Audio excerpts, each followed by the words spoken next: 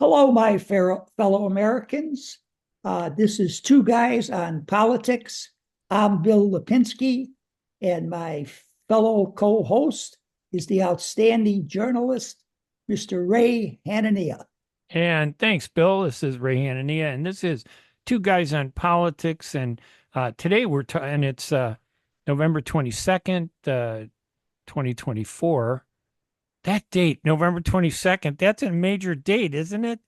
Wasn't that the Kennedy assassination? When was that? I think it was. Oh I my think gosh. you're right. It's been so many years. And now that we got RF Kennedy coming into government, maybe we'll get some answers finally. After how many? All these years?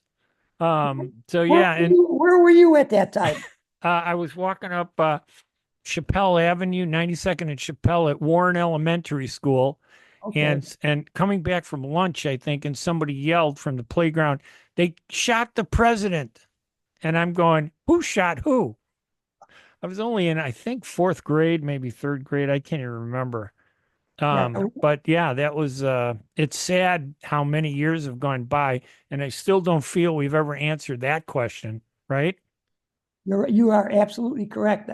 I don't feel we've ever answered it either. Now that we have a Kennedy going to be in the administration, maybe we will get some answers. It would be wonderful if we did. I remember my wife, Rosemarie, and our daughter, who was probably a year and a half, 2 years old, were coming out of a place called Shoppers World. It was on Cicero, Wow. about, 56, 5700. We came out of there, we got in the car, and I put the radio on. And the first thing I said was, I'm going to have to vote for him next time since he was shot. Yeah, because Unfortunately, we thought maybe the initial reports was he might still be alive, oh, yeah, but we absolutely. didn't know how devastating the two bullets, Were. the three bullets that were shot, or whether they came from the communists, the mafia, some of LBJ's buddies in Dallas who hated him, or J. Edgar Hoover, who couldn't stand the Kennedys and kept a file that was thicker than the Encyclopedia Britannica on Kennedy and his girlfriends and all his infidelities, he called it, while he was president. So that he was under no, there were a lot of people that were after him. Have you heard the story about Robert Kennedy Jr.'s wife committing suicide because his wife found his diary, which contained 37 affairs that he had with Oh my women? gosh. No, I Uh, didn't know that. oh, yeah, I hadn't heard that. I've read that from many different sources. Well, Uh, and just so everybody knows, this is episode season 3, episode 36, I think. Was it? Hang on. I gotta change that. Um, I'll tell you. Oh, episode 36. Sorry, I deleted that by accident. But what's interesting about all this is that um, back then the journalists knew all this stuff, but they didn't report it, right? Absolutely. And they were complicit in a sense because they thought many things were off, the record and shouldn't be reported. Like if a president or a politician were cheating on his wife, they just kind of winked and nodded, and maybe it was because of a male-dominated media at the time. But then later, today, if a guy looks at somebody the wrong way and they're in office, they're sexual predators, right? Very Like Trump's nominee for what is that? Illinois attorney for U.S. Attorney General. well. Not only is also now his nominee for Secretary of Defense. Oh my gosh. Mhm. Yeah, and what's up that so let's talk a little bit. There's some updates that you wanted to mention about the I wanted to Trump mention. appointments. I said that Trump's appointment uh, as the Secretary of, excuse me, as Attorney General was the worst appointment in the history of the Republic. Thank God he decided not to seek confirmation. Now, the woman he just appointed, the former Attorney General of the state of Florida for 8 years, seems to have a fantastic record. I've had 4 Democrats be interviewed on television, and they all spoke very, very highly of her. They said that she was a Trump supporter, but she would follow the law. She was not going to break the law for anyone, including Donald Trump. So she sounds like she is a perfect fit for that position, and I hope that she is confirmed. Now, of course, that won't satisfy any of the Democrats, the big losers that they are. Let's be honest, they lost that election. Trump didn't win it. They messed up, trying to manipulate everything, control everything, manage the media with the media support. They blew it. I don't know. Did you see the email that came out about the No Labels Party just the last No, 2 days? They're trying to reorganize to bring everybody together because we do need a third party. Maybe that's something you could look into this week, the No Labels Party. yeah, well, I'll look into the No Labels Party. I think the No Labels Party turned out to be a big joke as far as Yeah, I'm concerned. yeah, unfortunately. I was very enthusiastic about it. I listened to a number of their podcasts. I got a number of their connections that they had with people, but nothing ever happened. And Yeah. I said until I saw something concrete happening, I was not going to be involved. And it never did happen. They never had a candidate. Now that the election is over, they want to get organized again. So I believe they can start raising money again so they can pay all these people who work for No Labels. I have no interest in getting involved with that organization. I'm not going to check them out. I think we can use a third party, but I no longer believe that No Labels are the people that deliver it to us, Ray. And I'll forward this email to you, but I got this press release from No Labels National Meeting. U.S. House and Senate allies joined 600 citizen leaders from all 50 states. And they're going to have a meeting Thursday, December 12th. They're going to have a national meeting in Washington, D.C. And I'll forward this to you just in case you want to go. Yeah, well, I won't want to go. We definitely need a third party, though, Bill, right? Because I agree. yeah, this country is a mess. So I don't forget, because I'm an old guy here. I'm putting your email, FYI. I just forwarded you the email. So after this podcast, this is Podcast Verite, Bill. We Okay. do whatever happens. We just talk and whatever comes to mind. We don't structure it. We don't fake anything. We just tell people exactly what we feel, That's on our own. that's quite obvious, Ray. Well, but it's good though, instead of the fake news media, because I'm a big critic of the news media. I was raised in the media. They're just not honest sometimes. They are playing politics. Now, when I write an opinion, I put my name on it.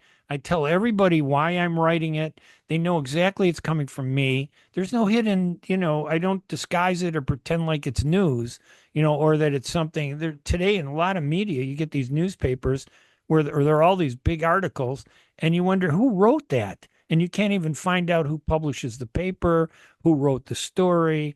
So, it's very difficult to really kind of decipher truth and honesty from the crap that, is pushed out as media reporting.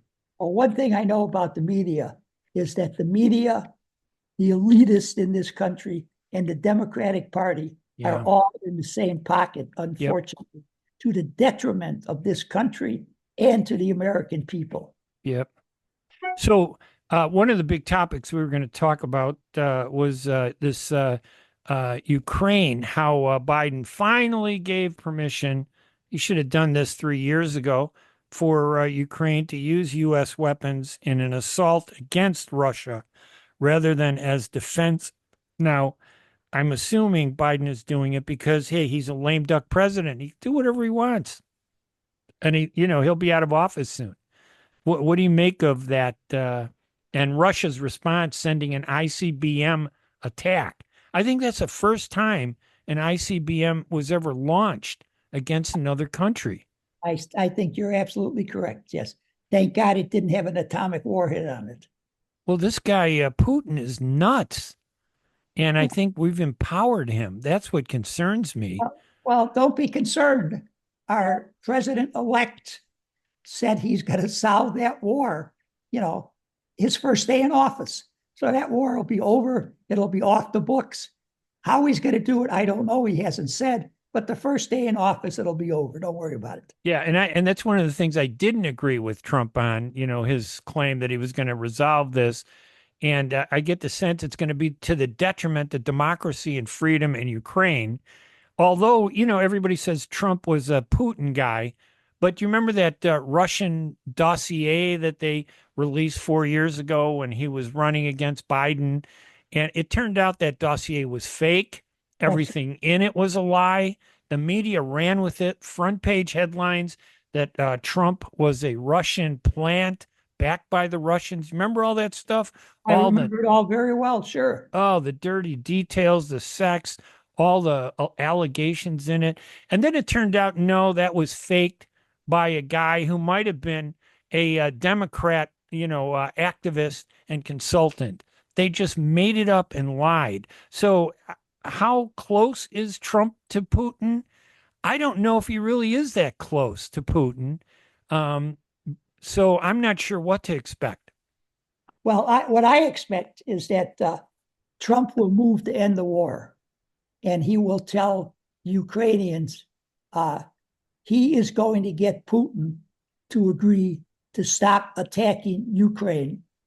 He wants the Russians to be able to keep the territory that they now have in the area where it is primarily Russian speaking. And if the Ukrainians will agree to that, he'll get Putin to agree to stop the war. So it will cost Ukrainians some of their eastern territory, but it's territory that has really been somewhat in revolt against the Ukrainians before the war started, when the Russians attacked the Ukrainians. I don't know if I'm for that agreement or if I'm against that agreement.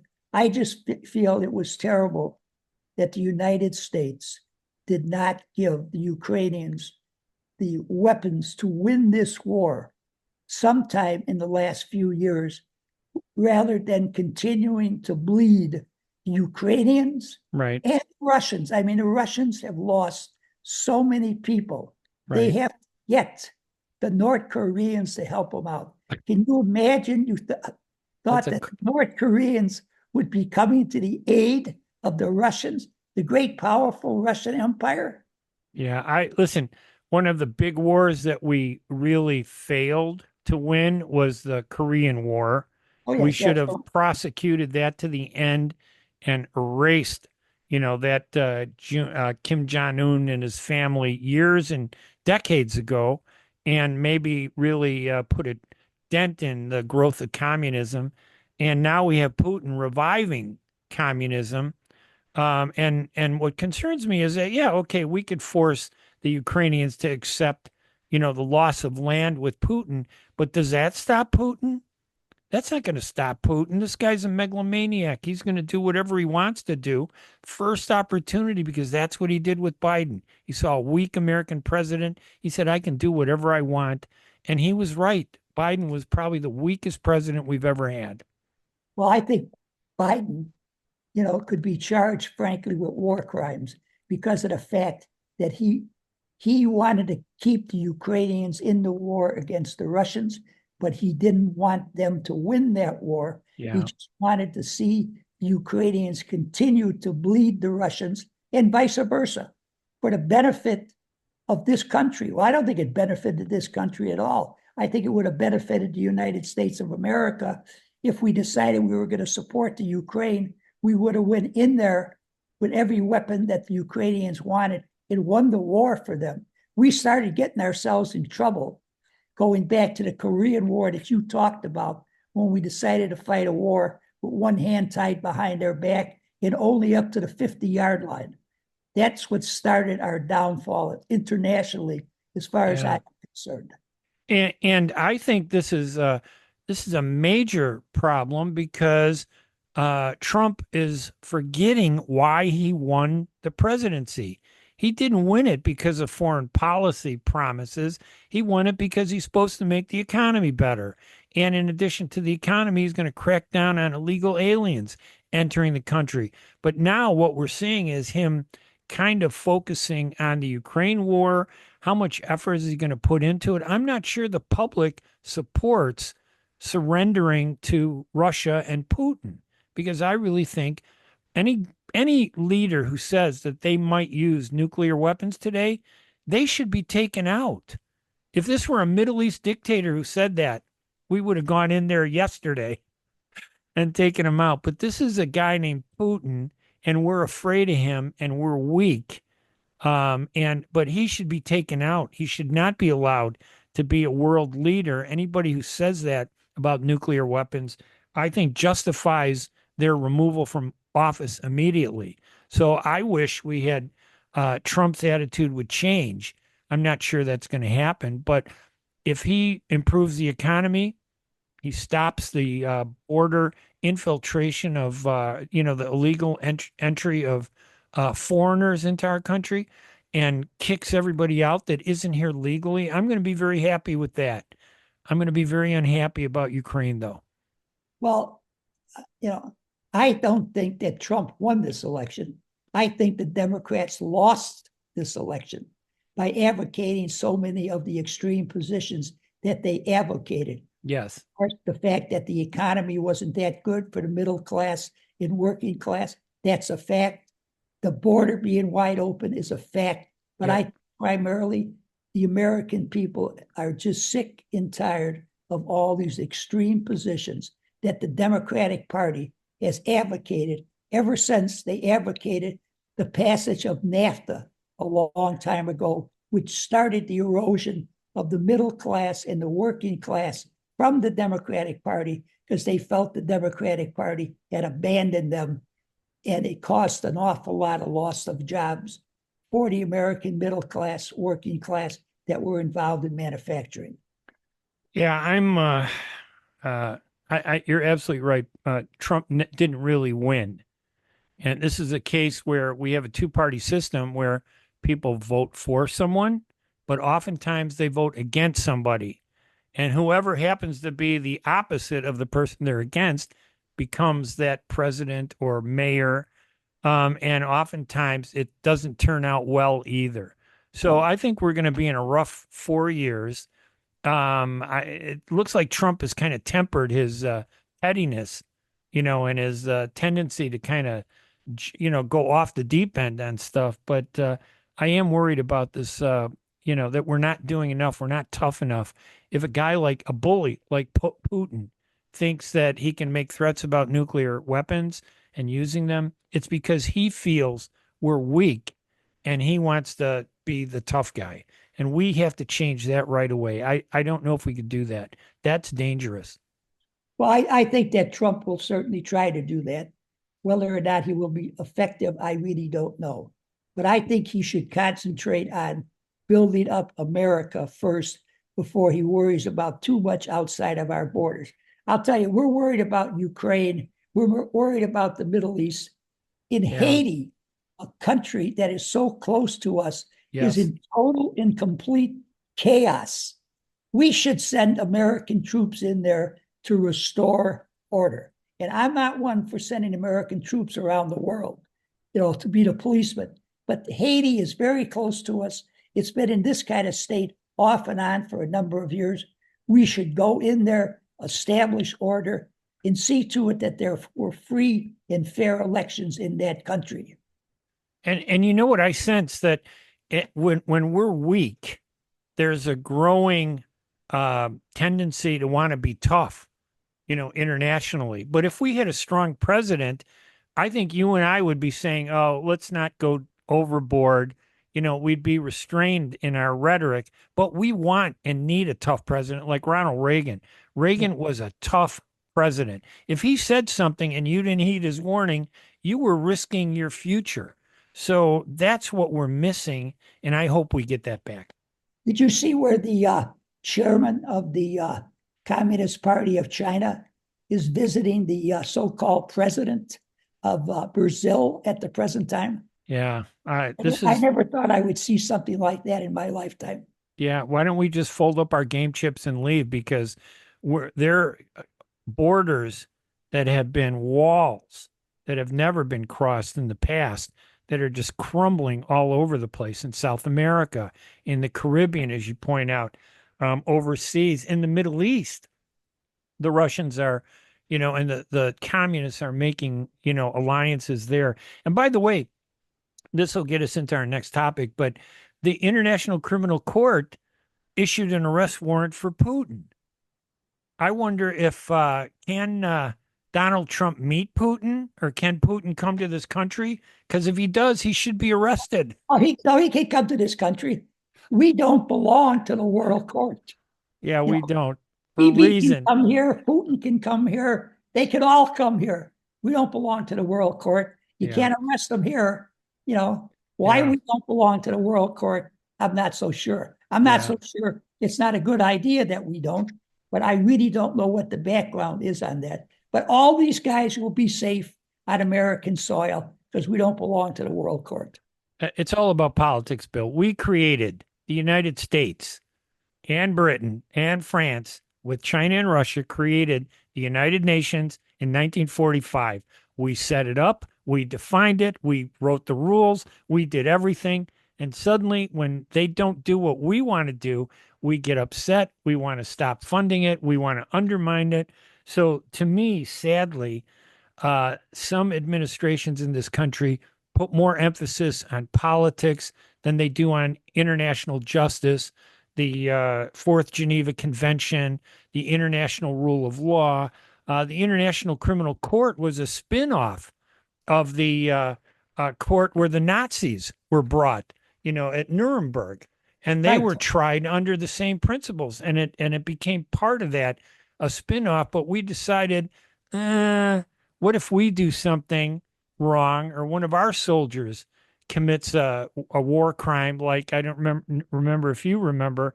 I don't know if you remember, during the Vietnam War, we had Sergeant Calley, who brought his troops into a Vietnamese village and massacred all the women and children, and many of the civilians.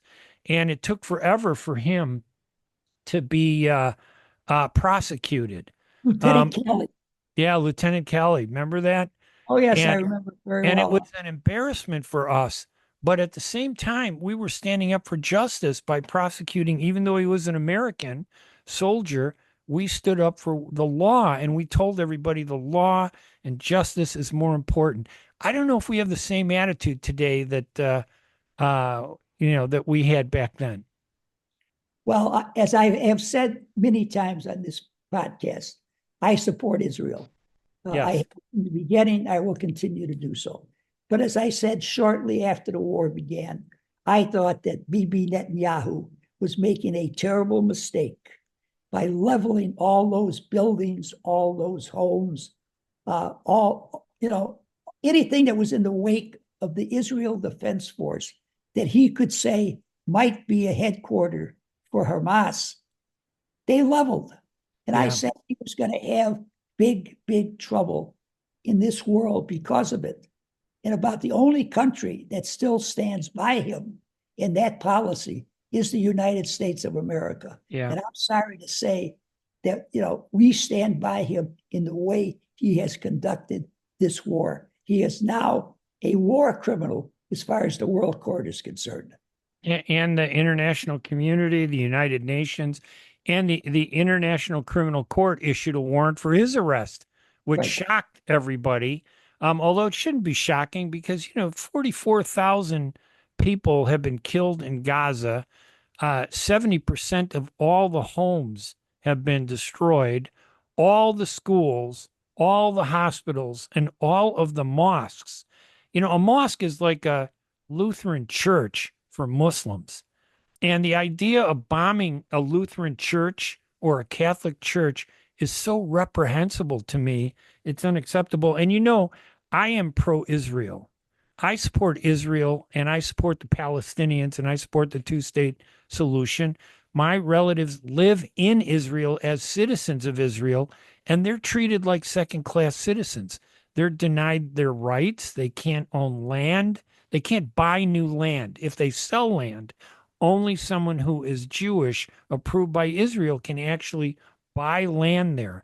So to me, Israel is around the biggest Christian icon in the Christian world, Bethlehem. And Bethlehem, and my cousin is the pastor of the Church of the Nativity. They are under siege. So I don't blame the Israelis directly. I blame governments like Benjamin Netanyahu, who has been in power for 19 years, and he opposes peace. He supports expansion. These settlements were built on land that were taken from my family, in the West Bank and in Israel. And those are Christian families near Bethlehem.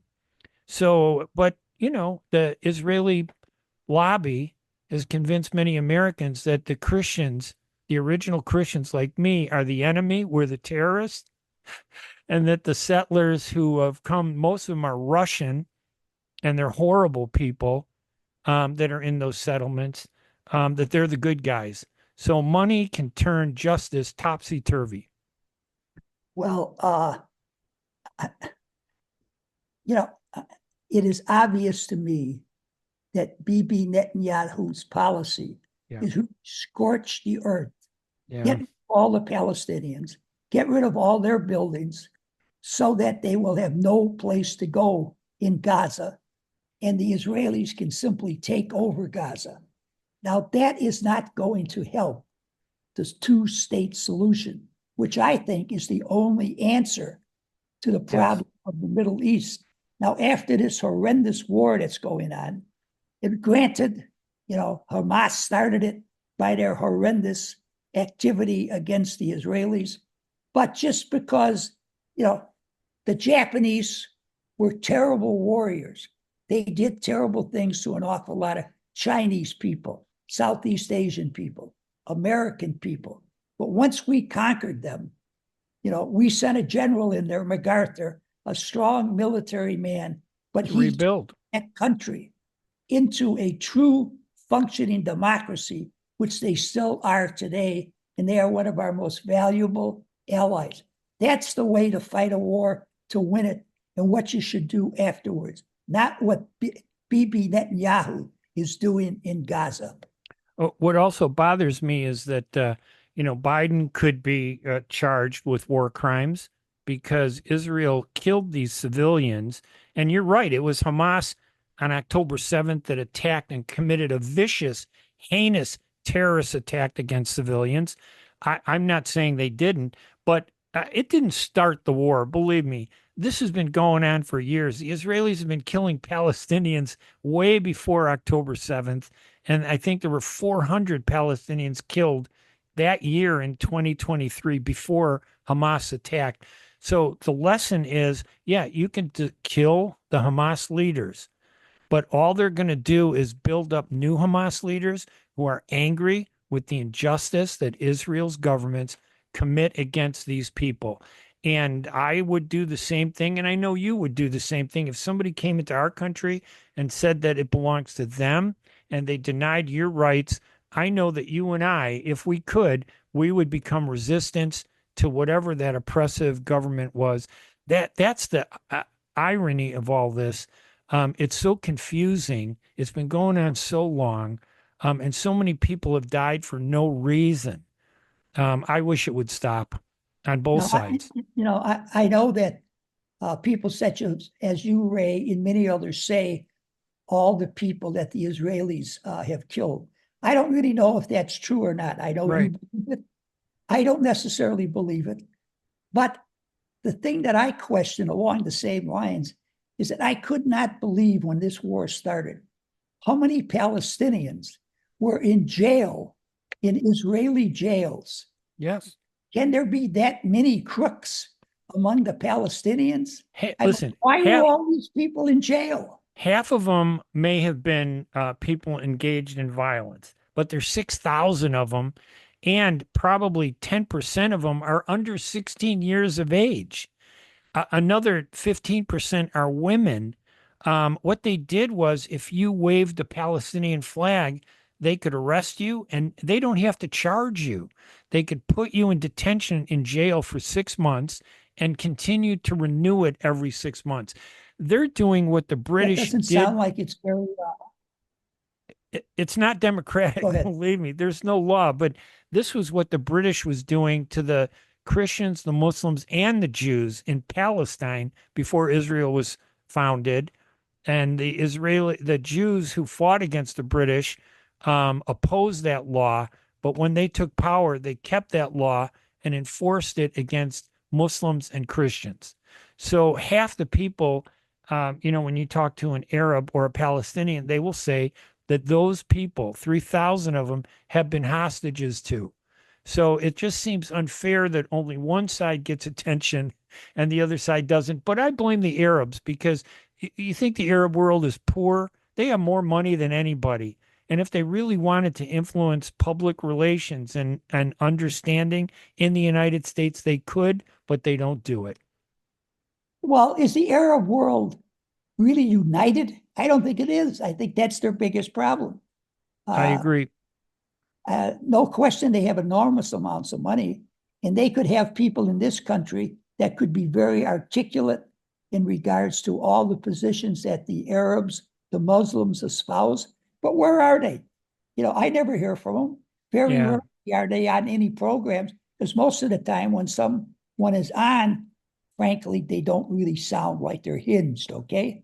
They go off on tangents. They're emotional and angry, and they don't focus Absolutely. on reason. I get it. It is a shame, and it's true. There are a bunch of Arab countries that, that are, I would say some of them are dictatorships. They don't care about the people, but this war has provoked the people in all these countries, and suddenly the leadership gets scared.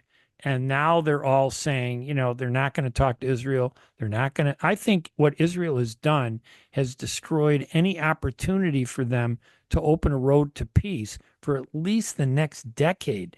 Things are going to get worse, not better. Well, didn't Hamas attack the Jews because the Jews and the Saudi Arabians were getting fairly close? No, it was, I think they attacked because, from when you listen to the Arab side, the Palestinian side, the Israelis were attacking targets in Gaza, and nobody reported it. Nobody cared. People were dying. Family members were dying. They were destroying buildings. Nothing to the extent that Israel is destroying today, but who imagined it would be so grievous? But back then they felt, no, we have to do something to respond to them.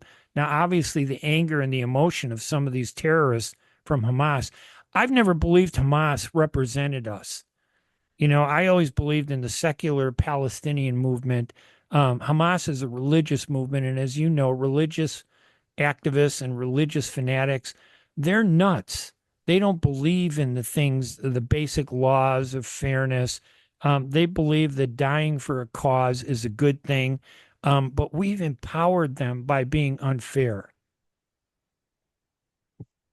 Well, Ray, I'll tell you, this has not been a very uplifting podcast. Again, very sorry. And it's going to be Thanksgiving this week. That's a tragedy. And you mentioned earlier the John Fitzgerald Kennedy assassination on the state.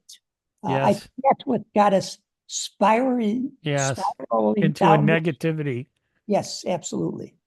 Well, listen, sadly, these tragedies are part of our, existence, and we have to address them. We can't close our eyes to them. But I wish everybody a happy Thanksgiving. We'll probably delay our podcast next week on Thursday, which is Thanksgiving, right? And maybe do it Friday, assuming everything is good. But I wish everybody a happy Thanksgiving. I want to wish everyone a very happy Thanksgiving also. And I hope we simply made you aware of the many problems that exist in the world.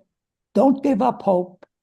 Continue to try to be optimistic that eventually mankind can solve all of these problems and live happily ever after. Have a wonderful Thanksgiving. And if they can't, they can do what everybody else is doing who hated Trump. They're all moving to foreign countries so they can go with them, right? Anyway, listen, this has been Two Guys on Politics. We will talk to you next week, everybody. Thank you for listening. Thanks, Bill. Take care, Ray.